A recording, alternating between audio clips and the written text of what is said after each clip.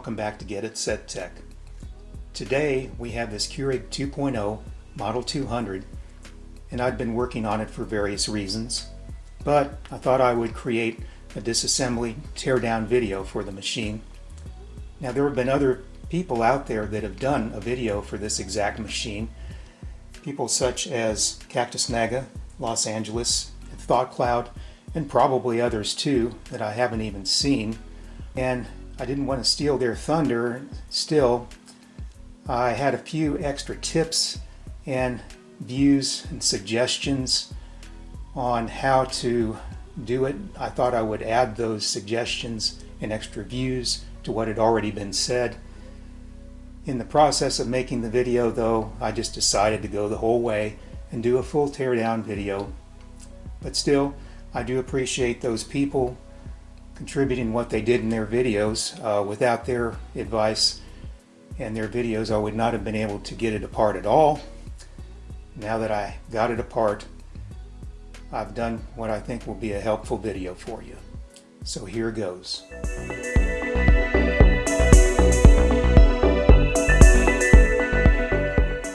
To get started, we need to remove some screws from the bottom here. There's one there and there that I've already removed. Also on the back side here, still on the bottom there and there. Once again, I've already removed those. Just for fun, if you want, you can remove this little panel here.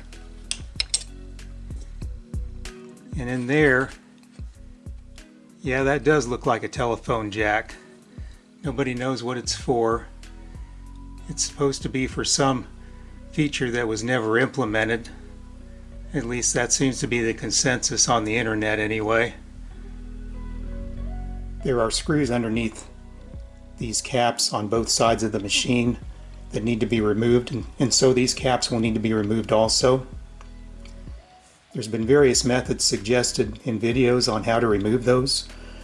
Thought Cloud in his video suggested that a person could take really strong tape and adhere it to the plug and pull it out that way, since there's nothing technically holding it in place.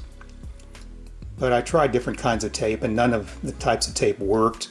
I even tried Gorilla Tape, and Gorilla Tape really isn't made for tiny surfaces like that. It's made for larger surfaces, and so it didn't pull it out either, because the plug is really driven in there with an interference fit and it doesn't really come out that easily. So other people have suggested other methods, knives, thumbtacks, things like that. I just used a safety pin like that, went off to the side here, started making a little tiny hole for myself, and used leverage to pry the piece out. Coming out. Got it there. And that's what it looks like once it comes out. And as you can see, there's the tiny little hole that I made. A little bit of damage to it, but no big deal. Once you put it back in place, you can't see it anyway. Once those caps are removed, we need to remove the screws that were underneath the caps. I'll do that in between the video clips here. I am now going to remove this display shroud here. So here we are underneath the display shroud area. Since we're going to remove the display shroud, we first need to remove these two screws there and there, just like we would on just about any other Keurig you can find. And I'll go ahead and remove those, and then we'll move on to the next step. Now that we've removed those two screws from under here, when we lift up the handle, you can see pretty clearly that the shroud or display cover is getting pretty loose. So if we lift this handle up far enough, we're actually able to squeeze the sides here and force it up through the handle and pop it out, so at least the front of it is becoming loose. Okay, now if we move the handle back down again, And if we push all the way down, we can begin to start removing the back where it's kind of hooked in there. Now on some other videos, people show you just sliding this out really easily, and they're correct, but their model for some reason is a little different than this one. The way it engages in there and hooks in there is a little different. This is a Keurig 2.0 model 200, and it gets kind of hooked in there. So for this, take the handle all the way down and push it even as it's all the way down. Just keep pushing it. Start twisting this to the side slightly and twisting it both sideways, and twist it that direction also. Start finagling this thing to come out. Should eventually pop loose here.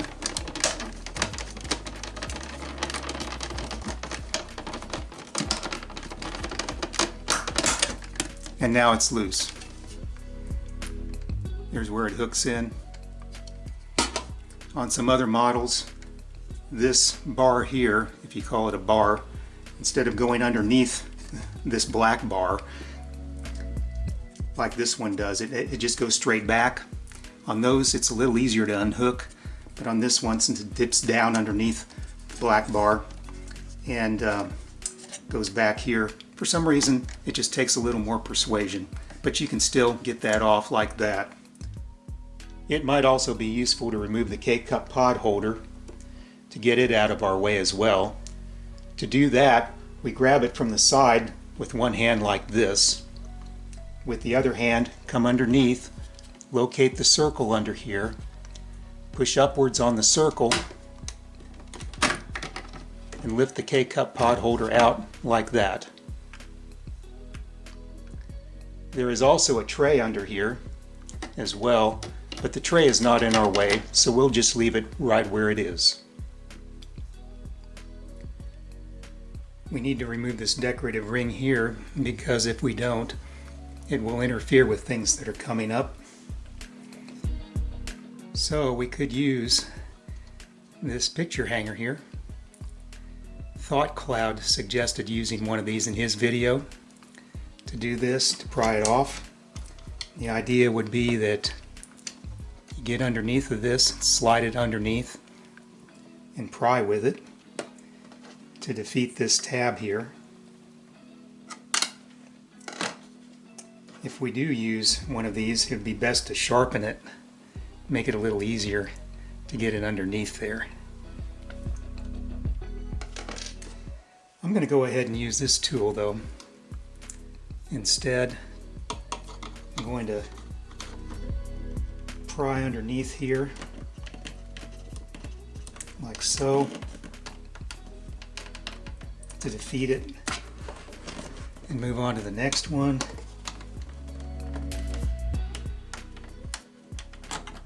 Got that one. This one here. Yep, got that one.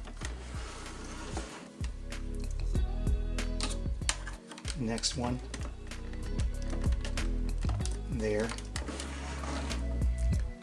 And lastly, we'll pry this one up. And there it is. Got it removed. Here's the decorative ring. It has the holes that snap into the corresponding tabs on the machine.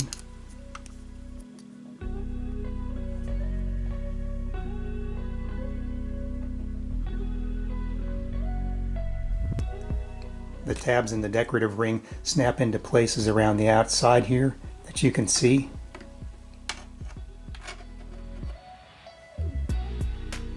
I'm going to start removing this collar here. Now this collar does not have a tab right behind here for this part of the collar, not in the middle. There are two tabs for the collar off to the sides like that. Because there's not one in the middle, that's a vulnerability that allows me to push upwards and start forming a gap there like that. And as I'm pushing upwards, I can drive some object, little screwdriver, knife, whatever, into it, like so, and eventually a larger object, larger screwdriver as well, like that. Now I'm going to work over to the left here and start prying it a little bit. You can hear tabs coming loose, and to be honest, this unit, I've been into it several times, and so it's becoming a little easier to get this part open, but you should be able to pry and those tabs should come loose for you as well and unlatched. Now, as we get over here, there's an inner latch over here that'll be hooked. The outer latch is nearly open right now, but the inner latch is a little more difficult to get open. You may or may not need to drive a knife or screwdriver or some such object down there to where that inner latch is to allow it to unhook. I'm going to do that and continue to pry, and there it came upwards. It's unlatched both on the outer latch and the inner latch. I'll remove the screwdriver, and that side is done. Now we need to do the same thing to the other side. Prying the other direction like this. And like I said, I've been into this unit before, so I didn't have to drive this screwdriver down in there to catch that inner latch. It's already done. As you can see there, the inner latch, what I was doing was prying this screwdriver down there to try to encourage that tab to go away from its hole that it's hooked into, to open it up from that hole. So that's what I was doing. That may be necessary for you and helpful with a screwdriver like this or a knife, or maybe it'll just come apart like it did for me just now. So now this is off. Next, I'm going to remove a couple of screws in this position and that position there that you can't see right now in this view. That'll make us prepared for the next step.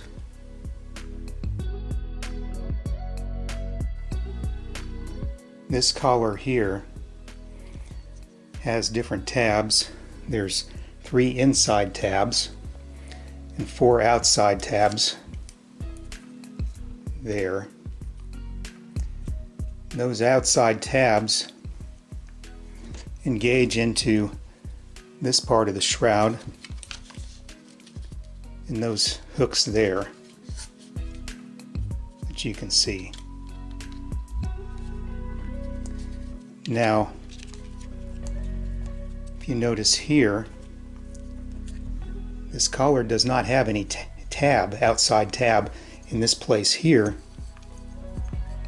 So it would make sense that when we're trying to separate these two pieces, we would try to exploit that lack of a tab there by pushing upwards in this gap there. So if I can reassemble this, show you what it looks like on the inside here.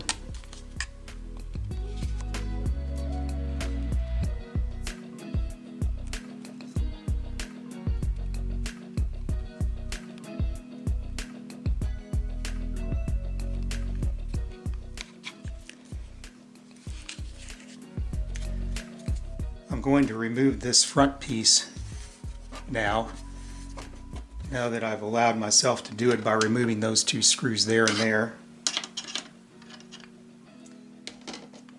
Now this front piece is all one piece with these side rims here all the way up to those screws that we removed, and along the bottom. In order to remove it, we have to have this handle completely shut. Otherwise, there's a pinching point there that prevents you from moving this as much as it needs to be moved to disengage this. You'll notice I have this on the edge of a table. That is because I'm going to pull this whole panel downwards. That's the way the hooks are designed, such that it needs to be removed by pushing it downwards, and there's a handy spot for me to put my thumb there and push downwards on the panel and pry at it while I'm simultaneously pulling upwards on these areas where the screws were, flexing them slightly, pulling them both up. I'm going to start pulling downwards on the bottom here and kind of going back and forth between the sides, one to the other, disengaging them just a little bit more, and now it's off. There's that front panel where the screws were. The hooks that I talked about, again, pointed such that you need to remove the panel in a downward direction. And the screws on the bottom that, of course, we removed earlier. Before removing this part of the shroud here, we first need to remove this ventilation port fitting here. The ventilation port goes down inside to the water level sensor. It's the top of the water level sensor. It comes out to this fitting here. So to remove this fitting, we just need to grab it and pull upwards on it, and then it'll come loose from that tube like that. And that's the ventilation port there. I'm going to remove this part of the shroud now, and to do that I've found that the easiest method is to just brute force pull it up, grabbing here on either side and leveraging against the top like this, pulling upwards with enough force. It comes loose, gaps open there. What remains then is to unhook it from either side like that and just take it off. And those are the hooks there. And the tabs on the bottom, the force that I put on it were enough to unhook those, and it does no damage to these particular tabs or to those hooks underneath that they are engaged into. This part of the shroud has hooks on it, 3 on each side, as you see there. And those hook into corresponding holes there, there, and there on each side of the unit. Now you'll notice that the way these hooks are shaped, you have to pull this part of the shroud upwards to unhook it. Also, on the bottom of this shroud, there are 2 tabs there and there that latch down into corresponding holes there and there in the unit. You can't see at this angle. And they get hooked onto little tiny hooks about there and there inside the unit. To remove the last part of this shroud here, you first go to the front, go to one corner, start pulling upwards to release it like that. Do the same thing on the other side. Go to the other side, pull outward slightly, and push upwards to release that side. Now, you go to the back,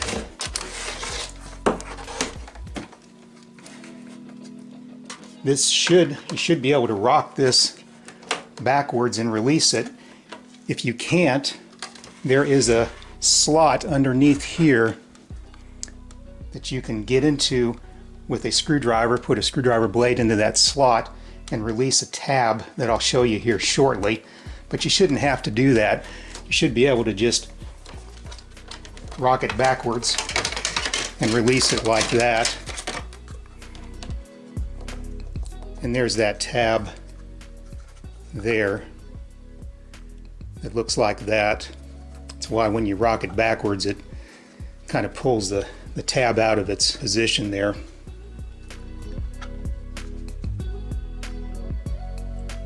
The hook at the bottom and rear of that shroud engages there, as you can see. Showing you some of the hooks and things that are on this outside shroud piece. Got that kind of hook here. Got several of these. There's a hook that faces downwards there. On the bottom, you've got another hook there that faces downwards.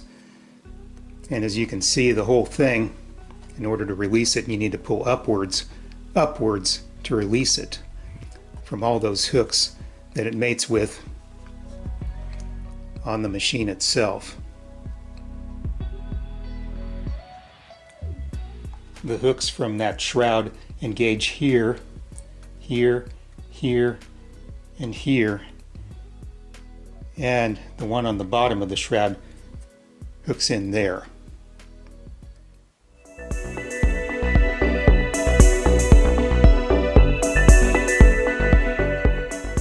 Okay, now that we've got the machine fully disassembled, I'll go through a quick rundown of what's inside of it. This, of course, is the water inlet from the external water reservoir. It's got a tube that runs to the water level sensor, which is here. The water level sensor has 4 probes on it, which consists of the 32 ounce, 18 ounce, 10 ounce, and electrical ground probes. Also proceeding from the water inlet on the other side is a tube going to the check valve here that keeps water from going the wrong direction. And from that check valve it goes to the water pump here. The water pump consists of an electrical motor here that runs this crank and piston arrangement. Over here, the water pump then pumps water from itself into the bottom of the hot water tank down here. Bottom of the hot water tank is metal, top is plastic. Of course, the hot water tank heats up the water. From there, the water pump pumps out the water through this tube here at the top of the hot water tank, which goes into the K-cup arm arrangement, through the needle, into the pod, and into your coffee cup. Now at the end of the brew, this air pump here blows out the last little bit of water that remains in the system to clear it out. And this air pump then finishes the brew once that's complete. The air pump has a tube down here that needs to have air only in it and no moisture. Cannot let moisture into this tube, otherwise it will corrode this air pump. Many people have seen that. The same for this tube here. This needs to be air and only air, no water in it, because it goes to the air pressure sensor on the circuit board here. The circuit board here, if you need to remove the circuit board, in order to do that, you need to split the chassis in two by removing screws such as this one here, and on the other side and around, so forth. Split the chassis in two to be able to get this circuit board out. Now, other little oddities in the machine. You have a magnetic reed switch here, or proximity sensor, that responds to the magnetism in the carafe, if you're using the metal carafe, and it will tell you whether or not the carafe is there, whether it should be there or should not be there, depending on what it is you're trying to do with the machine. And lastly, here is this phone jack here. This is the top of the phone jack that we were talking about earlier when we were on the bottom of the machine looking up removing screws. Well, I hope this video helps you. If you do find it to be helpful, useful, please subscribe to my channel. Thank you.